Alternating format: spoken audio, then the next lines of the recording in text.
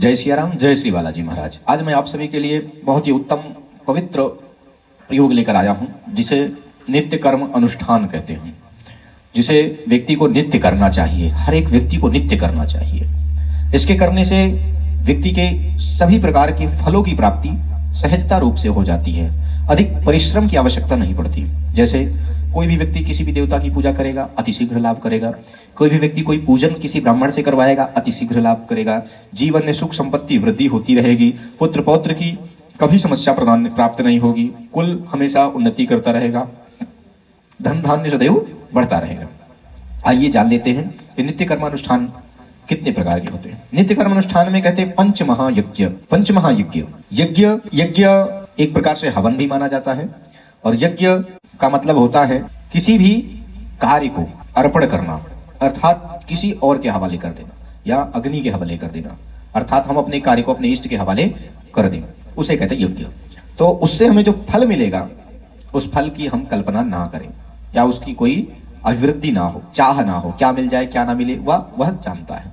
अब ये 5 यज्ञ में कौन कौन से यज्ञ हैं? सबसे पहला है देव यज्ञ, दूसरा है पितृयज्ञ, तीसरा है भूत यज्ञ, चौथा है मनुष्य यज्ञ, पांचवा है ब्रह्म यज्ञ। अब जान लेते हैं देव यज्ञ। पहला यज्ञ देव यज्ञ है। देव यज्ञ में क्या है कि व्यक्ति को प्रातः काल उठना चाहिए, ब्रह्म मुहूर्त में उठना चाहिए। 4:24 से 6:24 के पहले के 6:24 के बीच उठ जाना चाहिए। सूर्य को अर्घ देना चाहिए। अपने देवताओं की पूजा करनी चाहिए, जिनकी करते हो, जो उनका इष्ट हो उनकी पूजा करना चाहिए। और संध्या वंदन, ब्राह्मण है संध्या वंदन गायत्री जप करे। और कोई भी व्यक्ति है देवता का पूजन करे और स्तोत्र का पाठ करे। जैसे विष्णु सहस्त्र नाम हो गया, दुर्गा कवच हो गया, और भी जो उनको जानकारी स्तोत्र की है उस स्तोत्र का पाठ करें। और उसके पश्चात देवताओं के प्रति यदि होम हो सके यह करें, यह देव यज्ञ हो जाता है। दूसरा पितृयज्ञ। पितृयज्ञ क्या होता है? पूर्वजों की तृप्ति के उद्देश्य से किया जाता है। इसमें पितरों को तर्पण, श्राद्ध, उनके निमित्त अन्न आदि दान का विधान प्राप्त होता है। इससे पितरों की अनुग्रह प्राप्त होती है और संतति, ऐश्वर्य, कुल की अभिवृद्धि और उन्नति होती है। अब जान लेते हैं, जैसे पितरों के लिए होता अमावस्या को गौ का भोजन या ब्राह्मण को भोजन। श्राद्ध पक्ष में पितरों के निमित्त कृत्य कर देना, श्रीमद् भागवत का पाठ करवा देना, श्राद्ध पक्ष में रामचरितमानस का पाठ करना या करवा देना, यह पितरों के लिए अत्यंत शोभनीय और उत्तम फल है। अब तीसरा आ जाते हैं भूत यज्ञ। भूत यज्ञ क्या है? इसमें निस्वार्थ भाव से अन्य की सेवा, जैसे किसी पशु, कोई जानवर है उसे भोजन करा दें, विशेष रूप से गौ को भोजन नित्य प्रदान करें।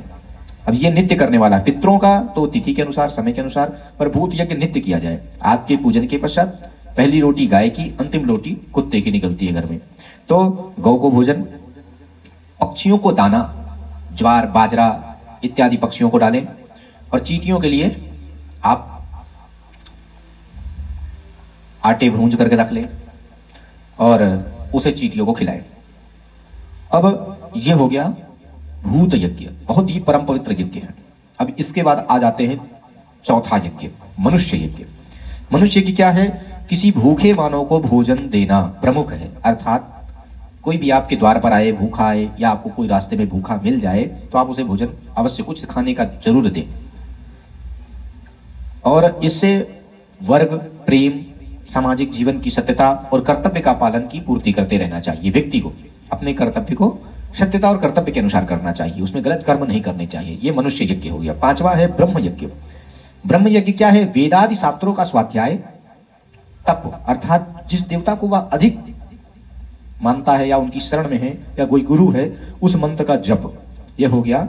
और अध्ययन करना, श्री रामचरितमानस, गीता, महापुराण, महाभारत, श्रीमद् भागवत कथा को सुनना या पढ़ना, किताबों को पढ़ना या सुनना या किसी व्यक्ति को सुनाना, यह ब्रह्म यज्ञ कहलाता है। इससे देवताओं की कृपा, धर्म की पवित्रता, मन की पवित्रता, हृदय की उदारता और देवों की कृपा, शरीर और शारीरिक लावण्य और बल, धन, कीर्ति, यश की प्राप्ति होती है।